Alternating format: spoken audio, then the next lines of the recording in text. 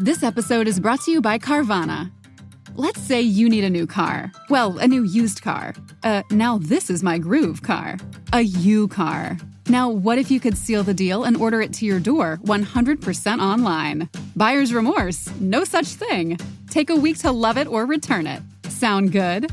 Carvana. They'll drive you happy. Availability may vary by market. Visit Carvana.com or download the app. This episode is brought to you by Peloton. This year, Peloton is gifting you their best offer of the season. Get up to $300 off accessories like cycling shoes, a heart rate monitor, and more when you purchase a Peloton bike, Bike Plus, or Tread. Whether you have 10 minutes to spare for a strength class or 30 for a cycling class, there's a workout that works for you. To learn more, visit onepeloton.com. All access membership separate. Offer starts November 14th and ends November 28th. Cannot be combined with other offers. See additional terms at onepeloton.com. Damian Holbrook's life reads like a drama he might review as a senior writer for TV Guide magazine. But being a closeted gay guy going to a Catholic high school in Philly in the 80s as you cultivate an appetite for alcohol is probably something you can't make up. Forget about the part where he bottoms out at a high school reunion and then gets sober. Would you imagine his life took off after that? Time to talk over 25 years of sobriety with my main man, Damian Holbrook, one of the TV industry's loudest voices. But first, Kevin Souza.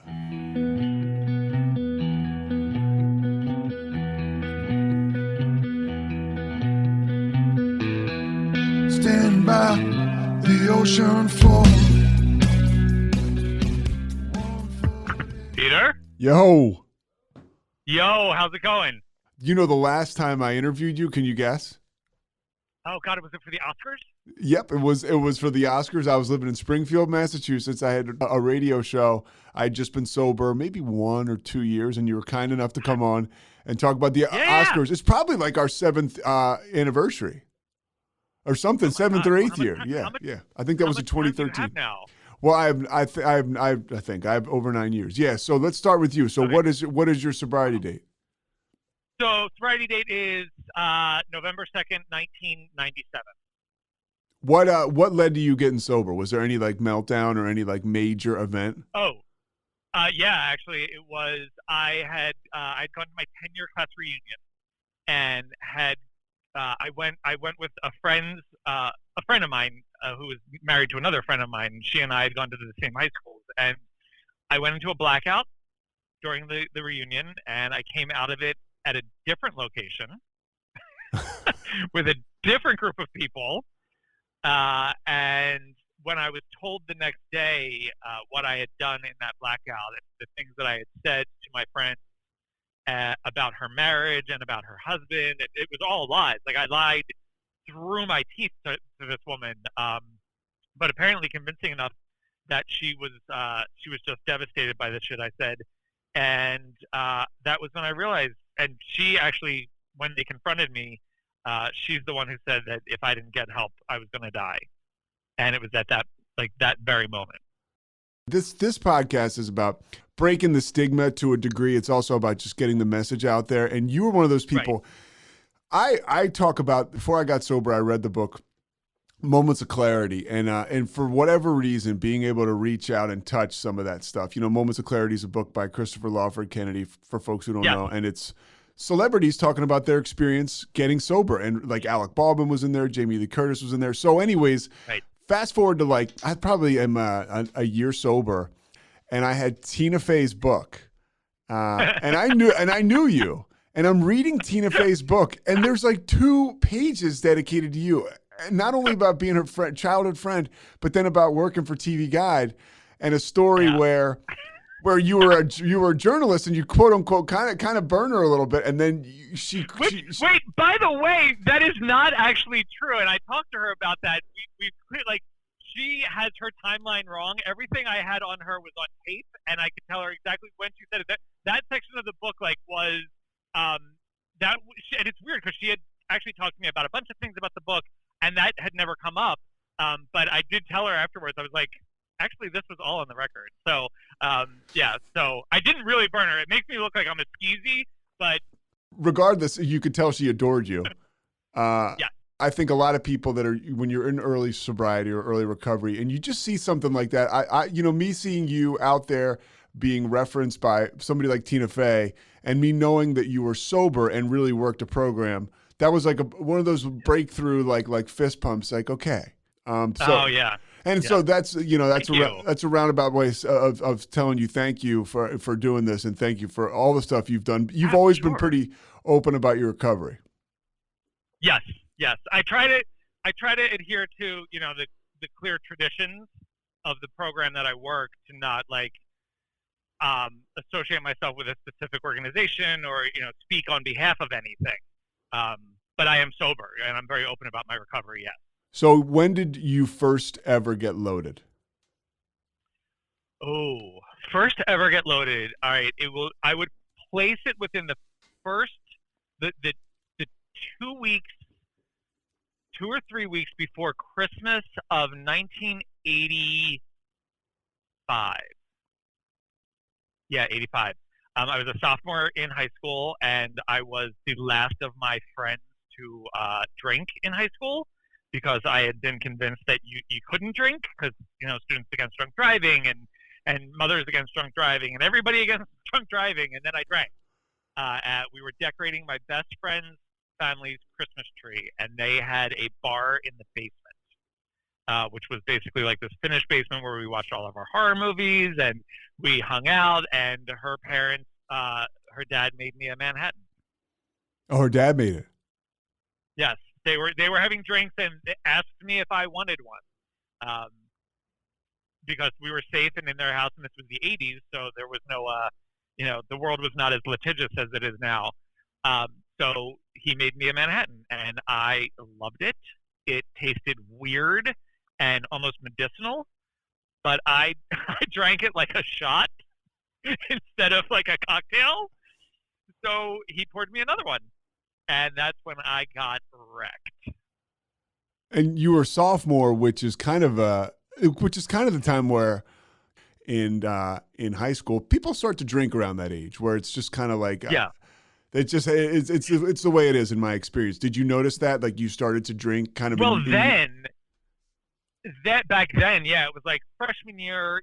There were like mixers at my high school and football games and after parties and things like that where people did drink. And I was so impressed upon by the media at the time to not drink. And also I was raised in a non-drinking family. Nobody in my family was sober. They just didn't drink. So it was one of those things that it was forbidden, and I wanted to be, a good boy. And then I started to see all of my friends falling into new social groups, and they were all partying. Did you have alcoholism in your family at all that you know of? I did. Apparently we were warned about that as we entered high school age, my brothers and I.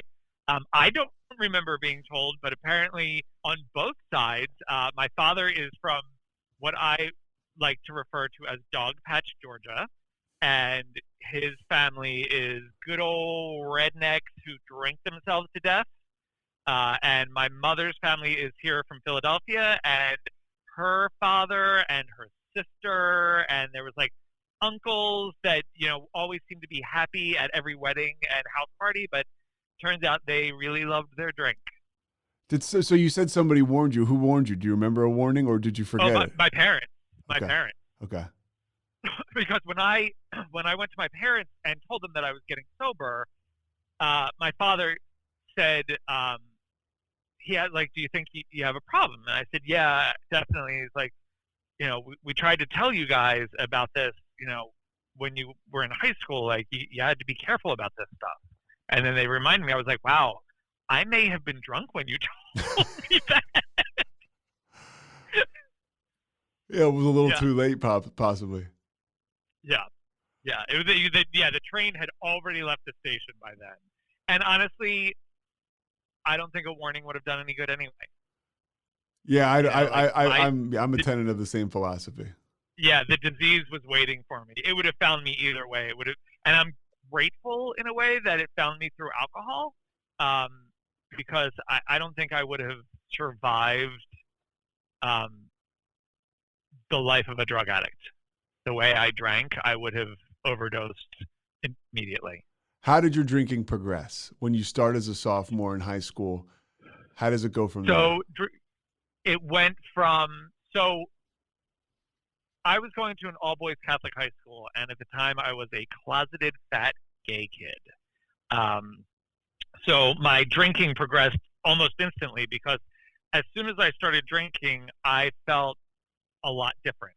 A lot of that like self-loathing was gone. The fear of being found out, the fear of being made fun of. Because again, this is the 80s. AIDS is rampant, and anyone who's even remotely gay is a threat to mankind. I was abused mercilessly in high school. It's funny because like back then it was like you were teased, and when you can look at it back with sober eyes and hindsight, it's like, no, that was absolute full-on abuse and bullying and negligence on the part of the school to protect me. So my drinking immediately became this thing that I sought out because it made me feel so different. It made me feel so much better. It made me feel more than I thought I was. And it was an escape. It completely changed the way my mind worked. It completely changed the way I socialized. I was suddenly cool and funny and social. And that worked for me because I needed to reinvent myself, and alcohol allowed me to do that. Did you, the people who teased you, were they your quote unquote friends, or were they people who you didn't know, like almost like bullies, or were they friends? Right. Were they friends who just use like language that we look at now and we're like, dude, you know. No, so that's the weird thing. So like my friends, because again I was closeted, my friends just ignored all the name calling when it was all the bullies and people that didn't matter to me as I was walking down the hallway or going to events or even on senior retreat. Like this is a Catholic school; it's supposed to be like God-centric and just the amount. So my friends just turned a blind eye to that. They never defended me because obviously you don't want to put yourself in the line of fire. So I did have friends, and that's what I came to accept as what a relationship was people who ignored you when you needed them. How quickly does the abuse ramp up? So there was still that battle to be like the good kid.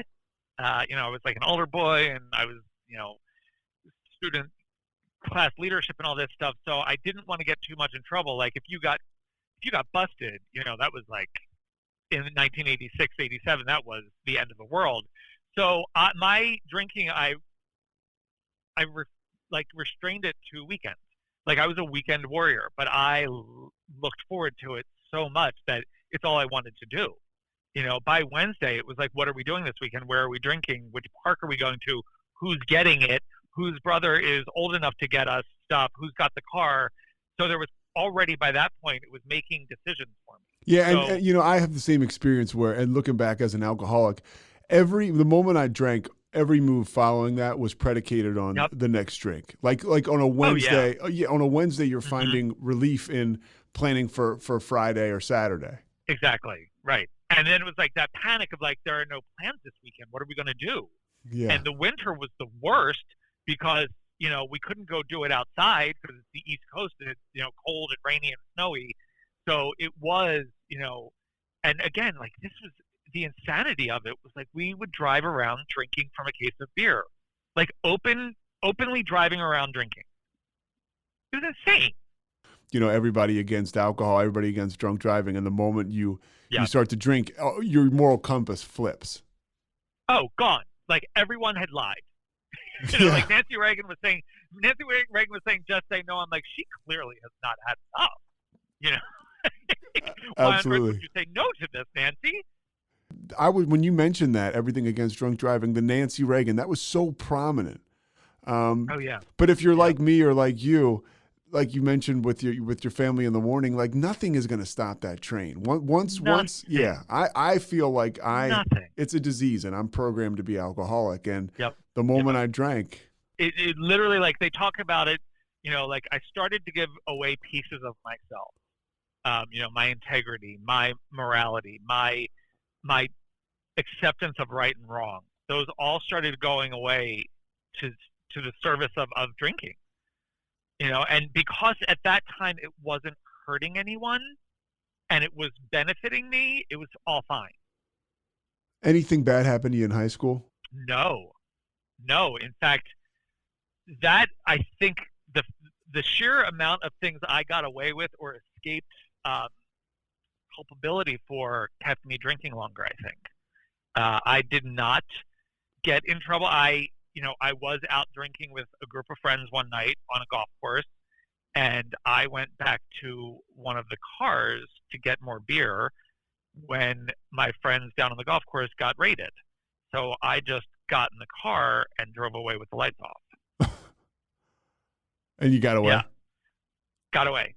At the senior prom, because I was on the prom committee, I knew that the cars were being checked in the parking lot at a specific time during the evening. And then realized that we had been pre-gaming and left some stuff in the car. So armed with the knowledge of when they were going to go out to it, I just went out earlier as part of the prom committee to make sure everything was on point, and got rid of the stuff that would have incriminated us. So you were very busy, by the way, like on the prom committee. I'm getting the idea that you're very involved socially. You've always been successful, right? You've always been driven. I was a very late bloomer. So I was a late bloomer as far as life in high school, because I was so closeted and so afraid of things. But once I started drinking and stopped trying to kill myself, I was then able to put on this armor forged in alcohol to really kind of become very social, because I became known as like the party boy and the guy who was, willing to say the stuff that nobody else would say because he was drunk and he could get away with it. You hear people say, drinking was the answer. It certainly sounds like it was like that for you at an early age. Oh, yeah. It was the answer, and it was the remedy to all the problems I had. Was it easier for you to express your sexuality once you started to drinking, or was it easier to suppress it? It's funny. I was recently thinking about that, because I didn't come out until I was 26, even after college. But when I was drunk, I could behave gay, and people thought it was funny because it was almost like I was imitating gay, Yeah. So they just thought oh, he's really funny. He acts like that. So you go to college, you're drinking. Would you call it? I'm not going to put words in your mouth. Would you call it living a lie? Oh, totally. Okay. Totally living a lie, because here I am trying to pass myself off as the model son and the model student. And high school was easy. Once I got to college, that became a lot harder, because that's when I started drinking daily on campus. I went to Temple University. I was drinking daily. I was working at the school newspaper. I was adding a lot of dry goods to the mix. And then it was really hard to keep that balance of the good guy, because I was always hungover. I was always missing things. I was always kind of MIA from appointments, and I always had to have an excuse. The people that don't know dry goods, we're talking about drugs, by the way. Yes, yeah. So that's when I started to kind of bail on relationships, screw over friends, get very careless with people's emotions and belongings. Started to steal a lot, started to lie a lot. College was definitely the lawless years. And you're still moving forward though professionally, because I mentioned you were busy in high school, and now you've achieved a lot of success as a journalist, and so you're already writing. I take it in college. So I got to college, right? Went to school for journalism, and immediately got onto the school newspaper. Started to kind of just build my resume. Was working as a film critic and doing TV reviews and interviews and things like that. So where are you doing the stuff for the newspaper locally, or anywhere else? For the school newspaper, and then for the South Philly Review, which was a newspaper right outside of Philadelphia, or part of Philadelphia. And so was doing all this, and also working full time managing a video store, and taking full course load. So, and it's funny, I was just talking about this with a friend about the amount. It is staggering how much alcoholics can get done in the grips of a disease. The fact that, on top of school and 2 jobs and writing. I was also managing all of the lies, all of the twisted relationships, all of the, obligations that I could fulfill. Like, it was 2 full-time jobs of being an alcoholic and being a human. Do you think that you did that to kind of mask, like, hey, like, look, I can't be an alcoholic. Look how busy I am. Oh yes. So there was a point when I was just finishing college. I was working at a video store, and what was the name of the video store, by the way? I gotta ask. It was a Blockbuster Video. Okay, yeah. Yes, and a young woman that I worked with and went to school with expressed her concerns about my drinking to some customers of the video store. Who one of them was a doctor, and he took me aside and he asked me, and was very friendly with them because they would come in regularly, and he took me aside and he asked me what I would come to find out were the 20 questions that a lot of like rehabs and programs will ask alcoholics. He asked me these 20 questions about, did I, seek out lower companions when I was drinking? Did I ever lose track of time? Did I, all these things? And all of my answers were yes, but. It was like, yes, but if I'm drinking alone, it's just because I'm waiting to go meet up with people. Or yes, yes, I would hang out with people that I felt were kind of scummy, but those were the people that really had fun with me, and afterwards he said, he's like, Damian, if you were a patient of mine, I would probably diagnose you as a functioning alcoholic. And all I heard was functioning. And I was like, right, exactly. I was like, I'm still doing well in school. I've got the job. Like, right. Like, this is kind of the best of both worlds. Did you figure at that point, this is something that I'm just going to do for the rest of my life? It was actually something that I planned to do for the rest of my life. Like, it wasn't, at that point, I still wasn't kind of seeing the bad side of it. There was panic attacks, there were bad relationships, but like I was just chalking them up to being in your early 20s. Like that's what everyone goes through. I saw Melrose Place. Yeah. And then, and then it wasn't until I got hired to the job I still have, which is amazing, with TV Guide magazine. And I was 3 years into the job, and by that point, that's when I realized that this is probably going to be something I'm stuck with for the rest of my life. I remember specifically looking in the mirror of this shithole apartment of mine and thinking, okay, well, my brothers will have the happy life, and I will be stuck with this one. And then you don't see any way out of it. Like a Blockbuster, it's a blast, and you look forward to it, and now. Right. You're like, oh my gosh, I'm stuck with this. Right. In a couple of years. Like, I've started a career. Right. I've started a career. a career that I love, and I was putting at risk daily.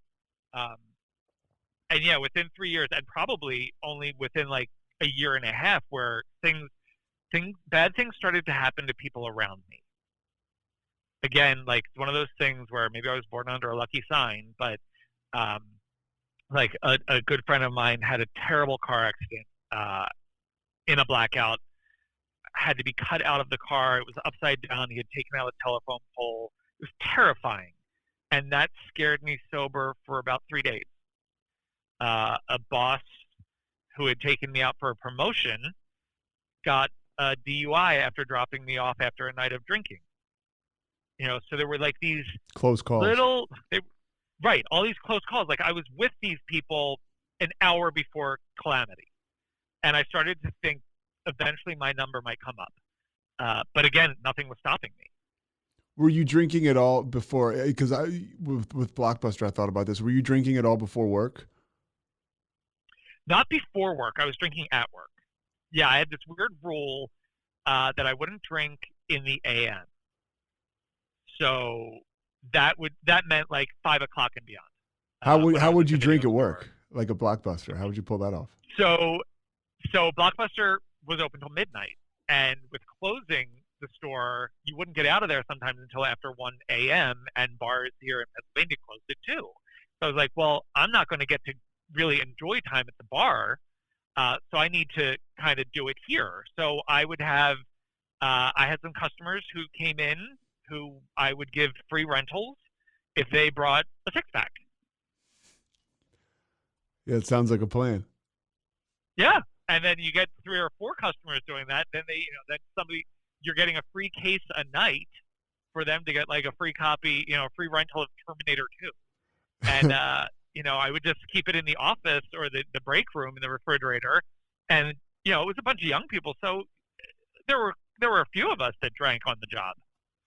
Did you feel like when you were writing, did you drink at all when you were writing? And if you did you feel like the old stories like Hemingway, did you feel like it made you a better writer? Oh, right. Oh, so that was that big narrative that I had sold myself. And meanwhile, like I was not doing any writing like Hemingway. I was literally writing, listings for Baywatch and, cooking shows. But then I started to handle bigger shows and I was drinking and I would take, back then, we would get scripts from TV shows to read and then write up little articles about whatever. And I would take a stack of these scripts and I would go to this bar by my apartment and I'd get hammered while reading these scripts. And as the night would progress, the notes that I would take on the shows would get more and more absurd and then just illegible. The next day I wouldn't even understand some of them. So I would have actual physical proof of like, okay, this was clearly this episode I read during my first couple drinks. And then this one was definitely in the bag. Looking back, do you see like shame connected to that? Like reading the next day, like, oh man, I was messed up. No, because I would just reread it and do it again, like fix, like repair my damage before anyone knew about it. So it was still like I was running this long con on myself. Yeah. The shame didn't really settle in until after I got sober. And so how did you like as it progresses, because you're still kicking ass on paper, which is great. I used to love to do that. Like because I would have these jobs which people were like, oh, he's doing okay. But like you got close enough to me and I was going to burn you. Did you have, oh yeah. So were people pushing you to stop drinking, people who got close enough to you? Yes. I had friends who were constantly saying, you need help, you're an alcoholic. And so those friends I pushed away. Those were friends that I needed to disconnect from. And those were also, this was happening at that point in your life where they were like getting married and buying houses and having kids. So they were distracted enough that I was able to use that against them and be like, you've abandoned me. I'm going to go hang out with this new group of friends who let me drink as much as I wanted to. Where's the sexuality at this point? So I'm at this point, I guess like I'm at 26 years old. I'm living with 2 friends and I don't know what inspired it. There wasn't like anything. I just felt like I was just kind of tired of it. So I just like, we need to take care of this. And I just started coming out to people and like 98% of them knew. Yeah. Like, yeah, like they were all like, thank God, like, and some of them were even like, now you'll be so much happier now because I'd gotten so miserable and toxic from alcoholism that they're assuming that all of that misery and anger and aggression and rage that I'm carrying around and expressing is because I'm closeted. Did you convince yourself of that? No, I actually didn't think I was that bad. Okay, but that's what I mean. Like, did you? Okay, yeah. So were you like, yeah, like that makes sense. Like you're right. Right. I was like, oh, this will be a new beginning. Like this will kind of be a blank slate. And they were like, maybe you'll stop drinking so much. Like you're not hiding so much. And I only had a couple of friends who were like, really? Are you sure? Don't you want to have kids? I'm like, okay, well, first of all, those are not mutually exclusive. And also no, because I'm incredibly selfish and children are messy. And then I was like, oh, this, like, why aren't I getting happier? Like, I should have been so relieved. I didn't have the experience you hear. Like, I'm not Colton Underwood, where I come out and I get my own freaking TV show. I came out and just kept drinking as much as I wanted to. So you're 26. I didn't get it. My gay guide was just a bartender at the gay bar down Philly. I didn't get Gus Kenworthy. So you come out at 26. How like, what is the drinking like up until you get sober? Because you think that this is going to be a clean slate and this is like a landmark deal. It is like rocket fuel to my drinking. At this point, it's like, I think I used it for like, I'm celebrating, my genuine self. Like, well before people were saying living your best life, I was using it as an excuse to like live my best life. I was drinking a ton more openly, doing a lot more drugs, associated, like, because now it's like I'm going to a gay bar every night. And that, like, let me tell you, if you've never drank in a gay bar, you do not know what you're missing. Because, okay, I don't know what kind of alcohol they use, but it's always like 100 proof more than normal alcohol. Like, those drinks are designed to get you on the dance floor and then on your back, I think. So we would go to these bars and just get ripped. And then it's like a 24-hour cycle, you know, of like waking up still drunk, going into work still drunk, drinking at lunch, drinking after work, drinking back at the apartment or back at another bar. And that is the last 2 years of my drinking. I couldn't tell you, like, I would love to say that there were like sober weekends. Like, there were times where maybe we went undercover, we call it, and not drink, but that wouldn't even last 24 hours. How was your health? Horrible. I was like 310 pounds. I was chain smoking. I was putting everything possible into my body at this point. I think I got more self-destructive and more self-loathing after I came out because nothing got better. Oh, wow. You know, like, I felt like I didn't even come out right. And so I'm crying every day. My mental health is a wreck. I'm having mini breakdowns at the drop of a hat. I'm suicidal again. I'm writing a suicide note every day on this laptop. I'm so miserable. And again, crying every day. And I eventually couldn't hold it together. And I was at work and I went into my boss's office. And this was somebody I drank with. And I was like, I think I'm having an actual breakdown. I think I'm on the verge of a psychotic break because I can't breathe. My vision is getting blurry. I'm panicking. I'm sweating. I'm freezing. All that. And she was like, again, it was one of those things where, because I was doing so well, it was, you know, like, you're taking everything too seriously. You need to calm down. You're doing great. You've got everything like, you've got the world in your hands. You've got all this potential, blah, blah, blah. She's like, let's just call it a day and let's go get a couple drinks and ease this, you know, like, soften these edges.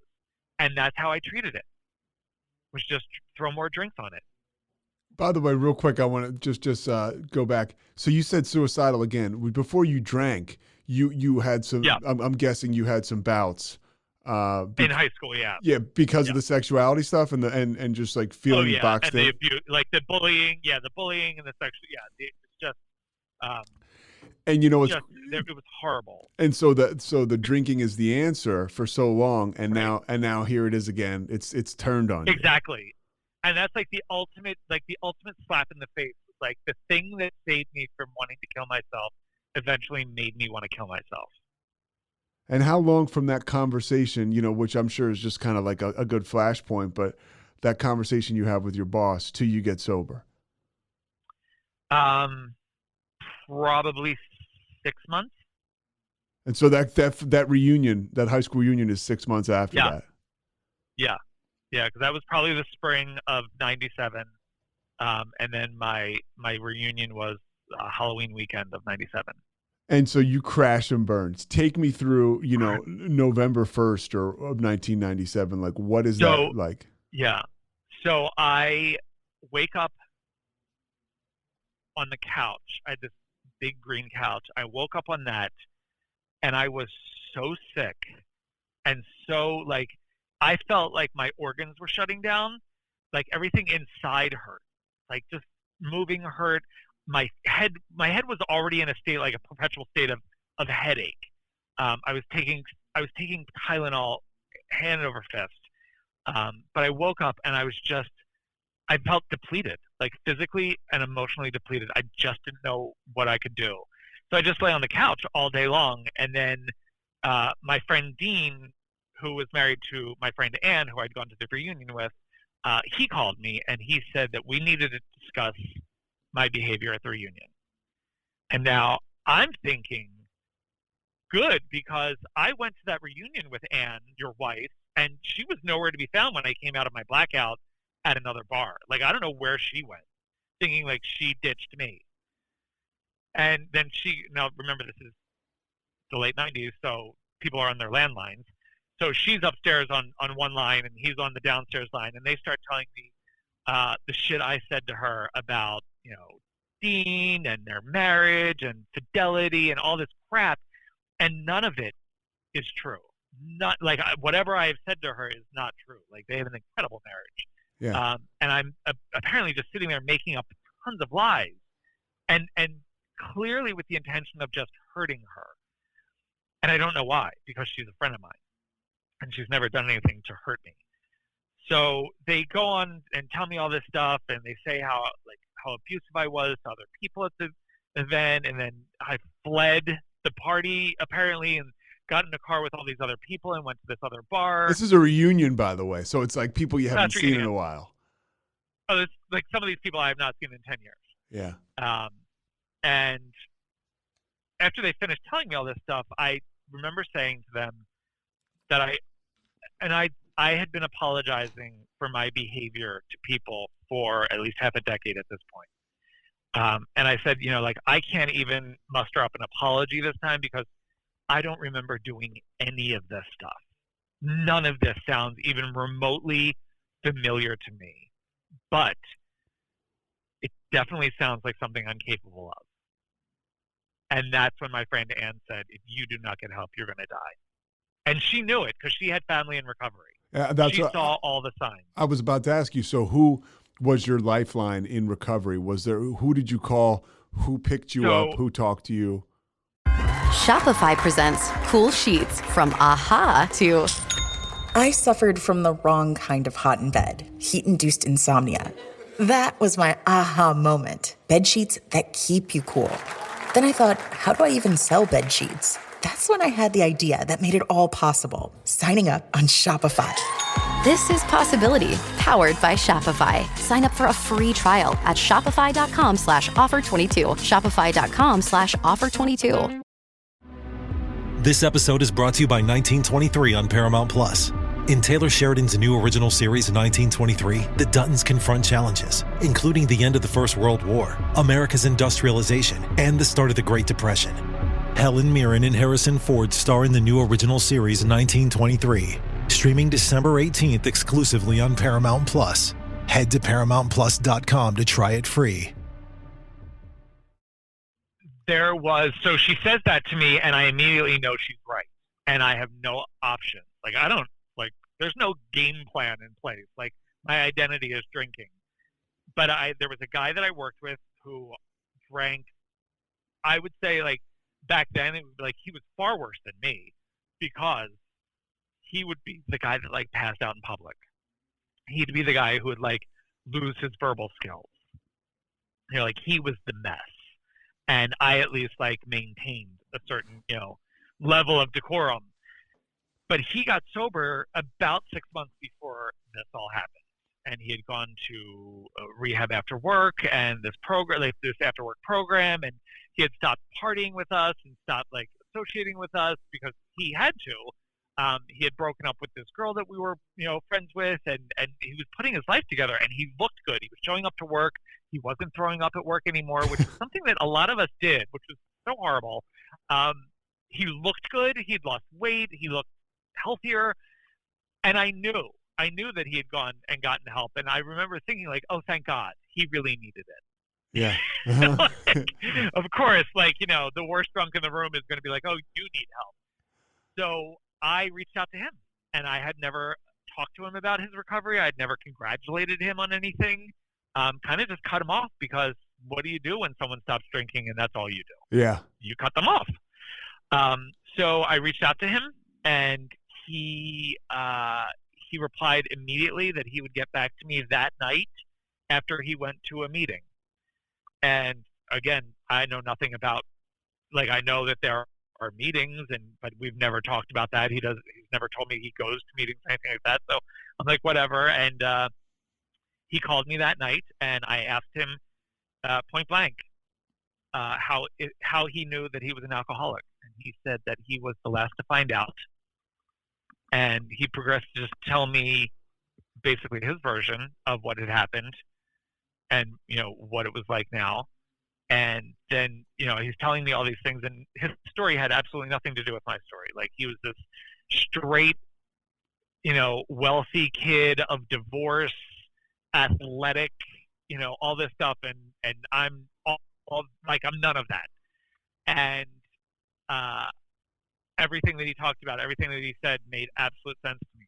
Like, it all sounded normal to me. Like, the sadness, the emptiness, the inability to control what happened when he started drinking, the willingness to get rid of healthy relationships in exchange for terrible, toxic relationships.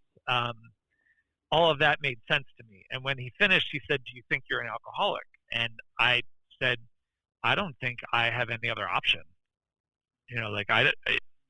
All of the evidence that you've just presented to me is irrefutable. Like, this is what I've got." When you said And that, did anything wash over your body? Yeah. Go ahead. And he what? Oh my God. Yeah. So I got off the phone with him. He was like, he said, "Okay, just don't drink tonight. And I will get you information tomorrow. It's going to be okay. Just don't drink tonight." I have not had a drink. I got off the phone with him, and yeah, it's kind of like a ghost story as far as I'm concerned. Like, a lot of people do not have this experience, but I truly felt at that moment that this crazy obsession to pour alcohol into my system and blot out reality was alleviated. If only for that moment, I felt more relief and peace of mind than I had felt in probably 16 or 17 years. When did you tell your parents? I waited until I had 2 weeks because I didn't want to be the guy who "Oh, I'm quitting smoking," and then 24 hours later they're outside smoking. I didn't want to set anybody up for any more disappointment on my behalf. So I kept it quiet with my parents until I had 2 weeks, and then my friends until I had a month. Dude, it's like you're already learning, because I know you, and I'm hearing the story, and we're talking about anything but a quiet guy. But you're already learning in sobriety, right? Yeah. Like, okay, here's how. Yeah. It was one of those things. Like, the first thing I attached myself to was the anonymity. Like, this is nobody's business, except for mine. Nobody's, like, they didn't need to be a party to it. This was the shit that I had to take care of. I was so reliant on other people to fix my mistakes. I knew this one was the one I had to do on my own. And what is those first 2 weeks like? What is that first month like? That first. Oh my God, horrifying. I honestly feel like I walked around I don't think I blinked in the first 2 weeks because I was so shell shocked by the fact that I was not drinking. I would wake up or go to bed kind of baffled and have to write down all of the things I had done to make sure that there wasn't a point where I just inadvertently drank because it was so second nature to me. I went to a meeting every day. I started to pray, which was weird because I was Catholic and I was an altar boy, but this was a totally different kind of praying. I started smoking a lot. I was chain smoking Marlboro Lights, and I was going through probably a bag of low-fat Oreos every 2 nights. Whatever gets you there. And whatever got me there. And then after probably about 2 weeks, and I was meeting people all along, and I met a group of young people at my first couple meetings who kind of took me under their wing, and they kind of just started to harass me as far as come for coffee, come for more coffee, meet us for coffee here, a lot of coffee. And a lot of bookstores. Back then there was Barnes & Noble and Borders, and there were tons of bookstores with coffee shops in them. So we would go to those, and it was so awkward and uncomfortable and terrifying. But every day ended with me kind of baffled that I had not drank. And how did the next morning feel? Oh my God. I did not know that there was so much going on in the world before like 9:30, 10 o'clock. Like I didn't know what to do with the extra time. Like I took a second job. Like just aside from TV, hours, aside from my full-time job, I took a retail job near my apartment, partially to like keep myself busy on weekends, and also to build up some money, because being an active alcoholic with a fondness for drugs is expensive, and I needed to dig myself out of a hole. And also, you go out to coffee 6 or 7 times a week. That also adds up. Yeah. So what about work? Are you an outcast at work because you stopped drinking, or do people like, oh, thank gosh, or how did that work? Yeah. So with the coworkers, I probably went 2 or 3 weeks before I said anything to them, and they were so relieved. I remember this one woman that I worked with that I really liked. Her name was Karen. She was actually harder to convince because she might have had somebody in her past, but she expressed like she was very grateful and happy for me, but she pointed out like I was very volatile when I drank, and that wouldn't go away overnight. Like her perception of me wouldn't go away overnight, and that was fair. But everyone else was, like, this is great, you've got this. They were really supportive. How did you hang on to your job? I mean, you got a kick-ass job, and you didn't lose it, and you kept it the whole time. No, it was a weird kind of confluence of very bad luck on one person's part and very good luck on mine. Like there were things going on that were, my drinking was, in tandem with some coworkers and some colleagues. So we were doing it a lot together. And some of those people that were doing it with us were, higher up the masthead. And so we were protected. Okay. And then when the house of cards started to fall apart, it falls apart from the top. And so they suffered, they came, like the boss who got the DUI, things like that. And then I was getting sober right at that moment. And so suddenly I was out of the line of fire again. So I was able to really, and again, because of the job that I loved and I was kind of good at, even in an altered state, I worked really hard to make sure that it didn't suffer. And before we get go forward in your journey in recovery and sobriety, when you do a lot of stuff now where you're out and about with A-list celebrities, you're hosting panels, you're interviewing superstars. Were you out in the public when you were drinking and using before you got sober? No. Oh my God, no. No, I didn't get to do any of that. And thank God.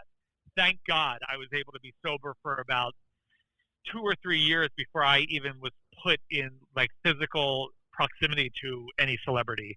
I was really just a writer, and I was doing phone interviews and things like that, but none of that stuff came until I was probably 3 or 4 years sober. And because again, like, you start to show up a little bit more, and you start being able to take on more and be more reliable, and you've got a cleaner head. I started to make myself not indisposable, but like put myself at their disposal, like, use me, if you need this done, let me know. And so they started to get me media training and put me on local television, some satellite feed radio tours, things like that. And that proved to be something that they kind of liked me doing as well.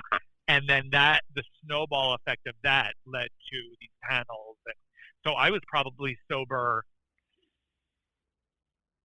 probably 8 years maybe, before I did like my first live panel, and that was at New York Comic-Con. How was that, in sobriety? Was there any fear that came with that, or was it a situation? Go ahead. A little bit. There was a little bit of fear. I never really thought like, oh God, I wish I could like take a drink to ease the fear, because I knew that would render me incomprehensible on stage, and I need to be there for this cast, and I need to be there for the fans, and I need to do a good job. So really what sobriety had actually helped me do is you get used to kind of talking in public at meetings and things like that. so it actually helped me be more comfortable on stage in front of people, in front of a microphone, and a little more honest and loose, which is great because then the cast and the actors feel that, and they feel a little bit more taken care of. Isn't that amazing? And I think that goes for anybody. You know, there's different degrees, right? You've always been an outgoing person and kind of an orator, but even somebody who's, you know, just doesn't feel comfortable in a room full of people and talking, everybody gets a little better and a little more comfortable in that respect. I mean, forget about the fact that you just saved your life and you have a brand new one that's incredible, but it also does help as far as that's concerned. Oh, it's incredible. Like, it's such, like, and people have asked, they're like, where did you learn to, you know, handle yourself like that? How come you don't get scared? I'm like, you know, like, if you've spoken to a room full of people who, you know, used to live in tenements and have been shot and stabbed and robbed their own parents, you know, when you speak to a room full of that, a room full of Supernatural fans, they're easy. So as you start to really get sober, let's go back a year or two sober. What are you doing to make yourself feel better? Because one of the first things that I think that people really have trouble wrapping their mind around when they're even thinking about getting sober is, I'm never going to feel this way again. I need this feeling. How did you replace that feeling? Just a lot of fellowshipping with people in, you know, like in sobriety, forming relationships, doing things that I didn't really want to do, bowling a lot. And then, you know, I made friends with some people who were sober longer than me, who were actually like really healthy friends to have. And they kind of helped me get a little bit more focused on my physical health, and joined Weight Watchers. And then I started going to the gym and started having results from that. And so that, like, in the first couple of years, it was a lot of just going out to coffee and bowling and movies and house parties with sober people. And then after a couple of years, starting to really take care of my physical sort. How did you start dating again and stuff? Because, you know, whether you're gay or straight or whatever you are, for me, that was one of the most difficult components of sobriety. It's so hard, especially because, you know, I remember reading very early on in my recovery that the gay community, there was this like crazy statistics of like 1 out of 3 have a substance abuse issue. I was like, awesome. I'm like, good. Our numbers are low as it is. And now I get to reduce it by 2/3. It was difficult because, first of all, there wasn't like Grindr back then. And I wanted to kind of date somebody sober, but then I was like, you know what? I'm just going to start dating. And that was the biggest challenge, was just like putting myself out there. And realizing the first date doesn't have to be you getting completely hammered and doing something that you regret the next morning. You know, the first date can be coffee and a walk through the park or the art museum. So that was probably scarier than doing any of the celebrity stuff I've done. Just like, oh, do I have to go be my authentic self with a stranger? And they are like job interviews anyway. I was talking to a new guy about dating, and he was, you know, the guy's got everything going for him, but just like you or I or anybody else that's getting into sobriety, he was timid about going on dates. And he said, I'm thinking about starting a dating app. And I started to mess with him a little bit, just to play on words. I go, you're thinking about creating your own app? He looked at me dead in the eyes. He said, dude, I would rather create my own app than actually use one and go on a date right now. That's how nervous I am. Oh, my God. That's the feeling. Yeah. You get that nervous. And those are all the things. Dating is one of those things where I used to drink. Yeah. I used to drink every time before I did it. Oh, yeah. And you know, for straight people, primarily, like, it's easier because you're at least going to meetings. And if you want to date somebody in sobriety, you know, you're kind of getting the insight on these people when they share about what they're going through. So, you know, straight people can pick off somebody from the program. There's not that many gay people in the meetings that I go to, so it's not like I'm, you know, even surrounded by them. Did you find yourself being surrounded by just a higher quality of person? I mean, of course you did, but how did that change go as you continue to get sober? Because we talk about it, right? Lesser companions, sort of places, but everything starts to improve. That was those things where it was like, it was so superficial and so narcissistic on my part, of like lower companions being like where they were from or what their job was or their background. And, I had even tried to have like fancy friends who were just morally bankrupt and cruel. And the people that I started to associate with in sobriety, they come from all walks.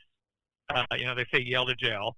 I've yet to meet anyone from Yale, but like the quality of person, it's all that inside stuff. Like I didn't know that there were so many people that were capable of the kindnesses that I have seen in recovery.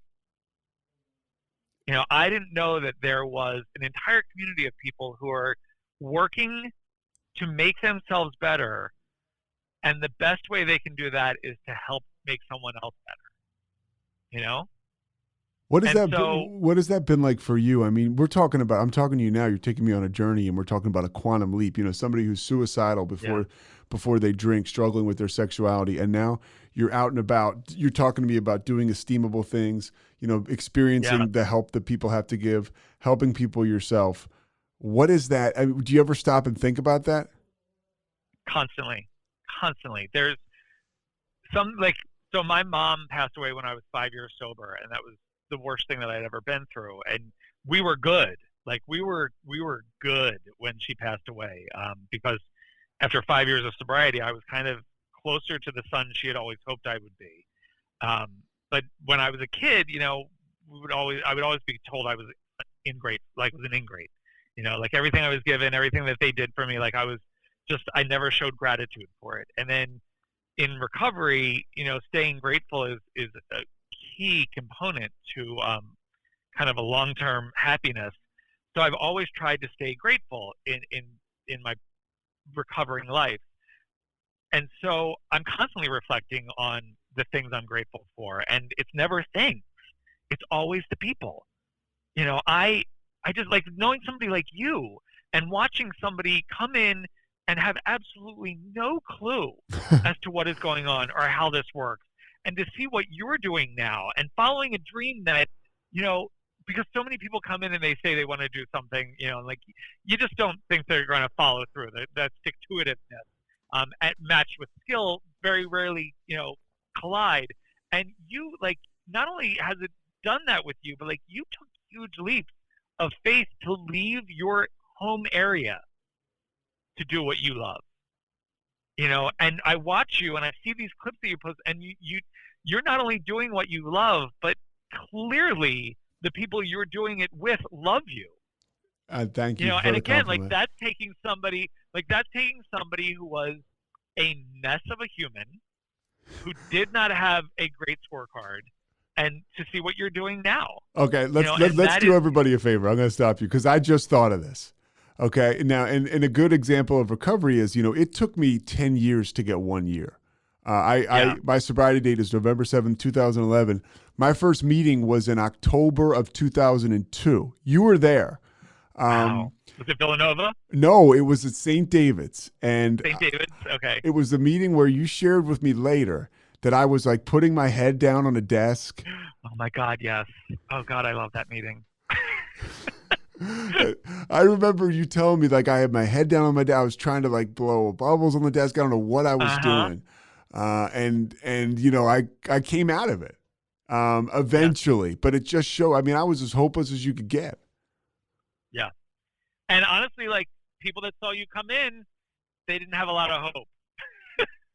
Because, some people come in and you're like, well, they might have fried their motherboard. I don't know if they're going to be able to follow this. And, but you did, because again, like 10 years to get a year, you kept showing up because you knew, they're part of, like, and that's something that, they talk about, once you get a taste of sobriety, that's what you need. What do you do today to stay, because you're vigilant, man, and your career continues to take off. We're not making this a mutual admiration society, but everywhere I turn around, I see you. And I see you with celebrities. I see you interviewing people. Real quick, out of curiosity, have you ever been in a situation where you're interviewing somebody like Jennifer Lopez and you think to yourself, man, I can't believe I'm here? Yep. It's usually, I can't believe they let me do this, and if they only knew. Like, I still think, like, I was interviewing Daniel Radcliffe. And I'd actually interviewed him a couple times, and one time he remembered me, and I was like, fucking Harry Potter remembers who I am. And if he only knew what trash I was. It's something that I always think of. I'm like, God, I cannot believe how lucky I am to still be alive. How do you pay? How do you give back? I mean, because you're very involved, but as far as sobriety is concerned, and you mentioned the fellowship, what does the fellowship look like now? You're that guy that has been around for 25 plus. Right. Well, that was something I never wanted to be, the guy who had a lot of time and wasn't around. Like I didn't want to get all the good stuff and then bail on recovery or people that need it. So I still attend meetings in this pandemic. I mean, there have been weeks where I've done 8 or 9 a week because it's so easy. You just hit a link. Doing a lot of like reach out and text and calls to guys in the program that are struggling or maybe just need to be reminded that they're okay. And I work with guys to help them maintain their sobriety. All the things that I was taught, all the things that were done for me, I just try to replicate. What do you do when you're feeling like, man, I'm having a rough day? Or what do you when you're feeling edgy? Because untreated alcoholism is there for all of us, and it happens. How do you right that ship? Well, sometimes I don't, and I just let it ride out, and like I get a little self-indulgent and allow myself a couple days of self-pity. But I'm also at least conscious of letting somebody in my circle know that I'm in that state. Like my sponsor or one of my sponsees, I'll say like, I'm not feeling great. I'm not in a great mood. I'm in a mood. It'll pass. And I fight, that temptation to like overeat or overshop or gossip or, any of those other isms that I can act out on. And other times I will, if I know that I'm in a bad place and I'm feeling low or something, I will try to reach out to somebody else who's not feeling great, or just tell somebody this is where I am and let them try to help me. How do you function? Because I mean, a part of your job and a part of your life, how do you function with people outside of sobriety? How has your life taken off as far as relationships with people who are outside of the program?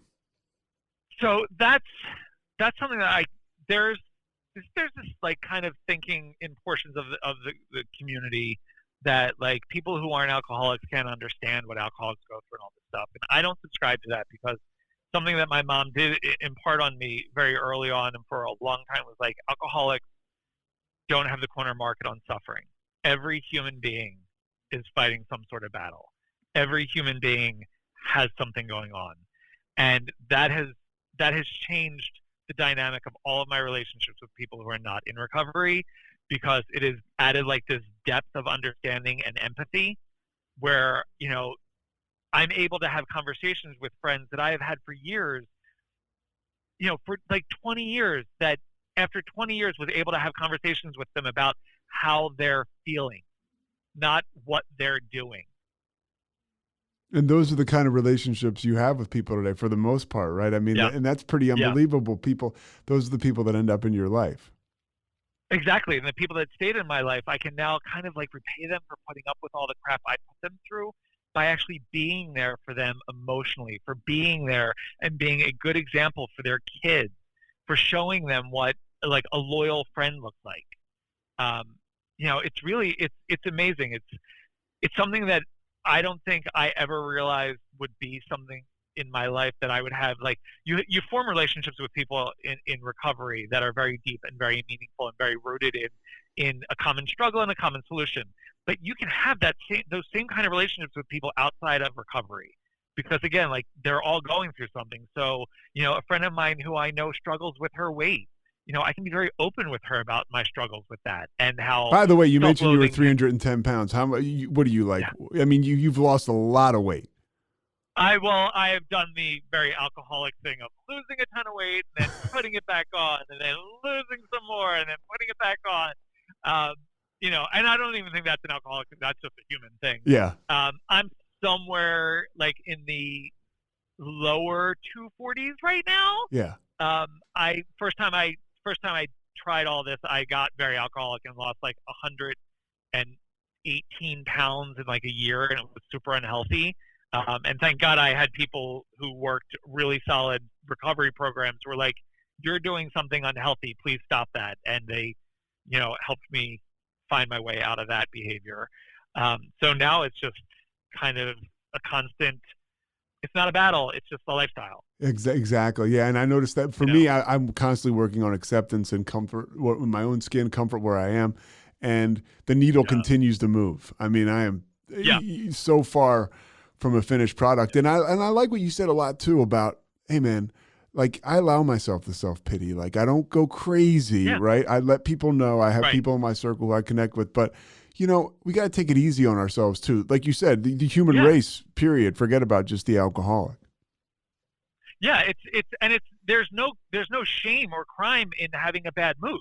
Like I didn't get sober to only operate on one level. Like part of the human condition is being sad or depressed, and like it came to a point in a couple years ago where I realized that I maybe had a depressive side that was deeper than I realized that I was addressing, and I sought outside help for that, and that meant an immeasurable amount of good for me, because that's one of those things that, like, when you take away drinking, I think the tendency to abuse yourself is still there in various ways, to not take care of yourself.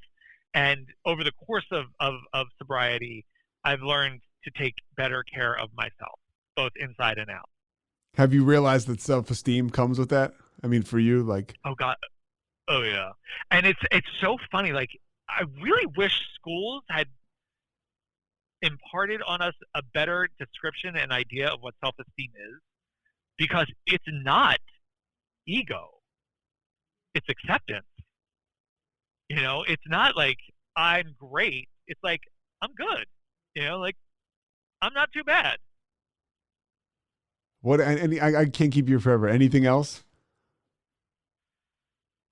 I mean, I'm so grateful that it's becoming part of the conversation these days. For a long time, and I still try. I'm kind of a purist as far as, like, if you're in a program that practices anonymity, practice that anonymity, and but don't be afraid of the stigma, and don't be afraid to share your stuff with people.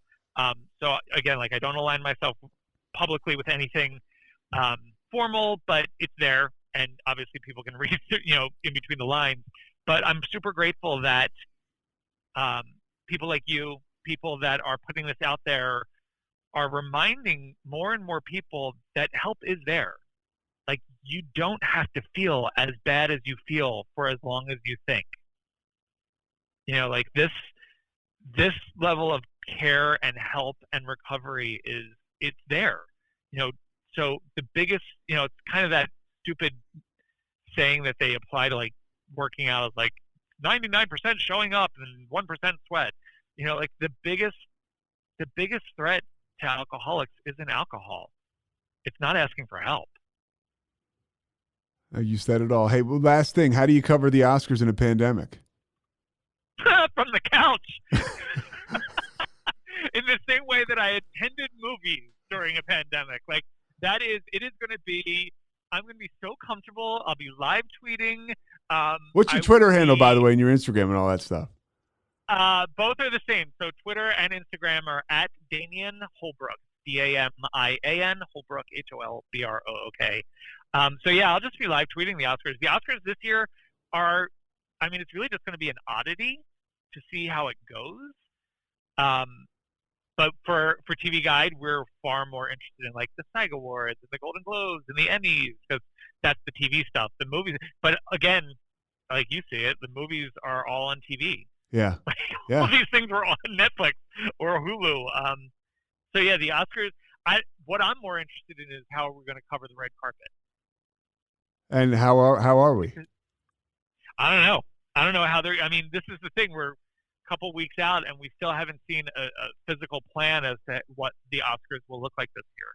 I mean, they don't have a host. I'm like, well, they don't have a physical space, really, because these actors don't want to go live, and so it's just a whole mess. And hopefully, this is the last time we have to deal with it. Best show on TV nobody's watching. Best show on TV nobody's watching. Our best show on TV people haven't watched yet. Oh. You told my brother Michael Kingdom, and I watched it, dude, and I swear Oh my God. it was so unbelievable. Okay. So unbelievable. So Kingdom is on Netflix right now. It's leaving Netflix soon, so go watch it now. HBO Max just picked up Happy Endings, the old ABC series that ran for 3 seasons. One of the funniest shows I've ever watched. Mayor of Easttown premieres this weekend on HBO with Kate Winslet. I saw that. Yeah, okay. I'm excited about that. So good. So not what I thought it was going to be. And then for pure just entertainment and escapism, I would go with, so I love Breeders on FX, which is just a British comedy with Martin Freeman about a couple with 3 kids or 2 kids. That is just, it's a slice of life and it's hilarious. And Mike is giving me the thumbs up. He likes Breeders. Oh, yeah, Breeders is great. What We Do in the Shadows is amazing. I loved and The Magicians, which is a show that I will always go back to. It was on FX for 5 seasons. It's on Netflix now. It is so good. It's kind of a mix of, it's basically like if Harry Potter was set at grad school, and it tackles everything from like trauma and child abuse and abandonment and mental illness and but all wrapped up in the world of magic, and it's very cool. So that I would always pitch to people. If you're looking for something that has levels and will also make you laugh a lot, that. Dude, I could hold you hostage. I love you. I appreciate you. I love it. I appreciate your time. Best actor that best actor we haven't heard of yet.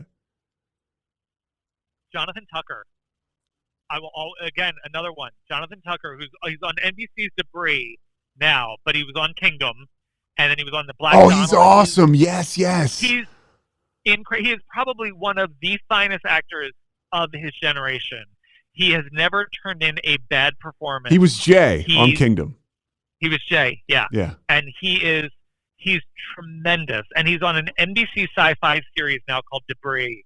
And the level of authenticity and just devotion he has is staggering. He's so watchable. All right, we got to get out of here. Dude, I appreciate you so much. Thanks, Damian. Dude, I love it. Thank you. Thanks, I will man. talk to you later. Please let me know the next time you come home. I will. I will let you know. Excellent, man. I will talk to you later. All right, Damian. Thanks, man. Later. All right. See ya.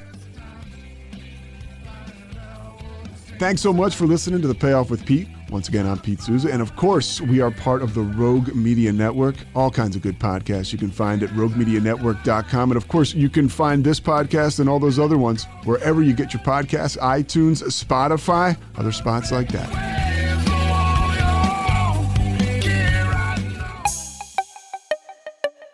This has been a Rogue Media podcast.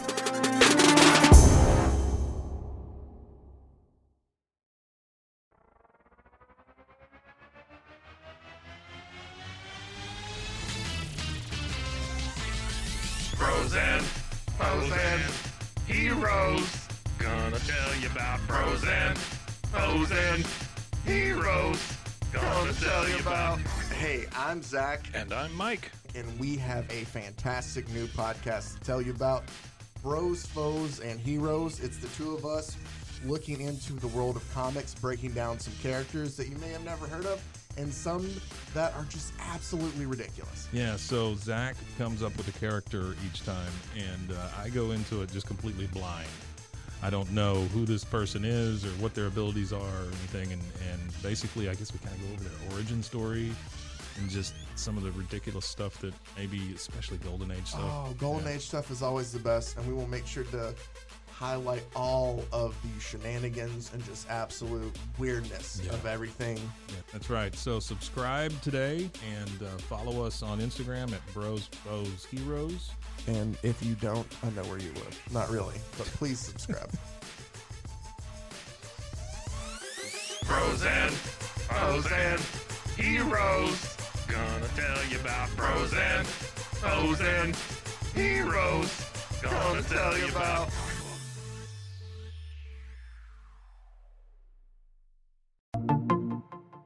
Welcome to One Star Rewind, a new podcast about those dreaded one-star reviews that every business owner hates to receive, but yet every customer loves to read. During this podcast, we will peel back that one-star review to better understand how it happened, when it happened, and what the business owner is doing after receiving that one-star review. This podcast will be about love, hate, and laughter. On One Star Rewind, we will meet with real business owners who will tell their stories and how they do rely on reviews for their business. Follow us on Facebook, Instagram, or download us at roguemedianetwork.com. Please subscribe, but only rate and review for not a one-star review. Join us each time for a new review and a new story.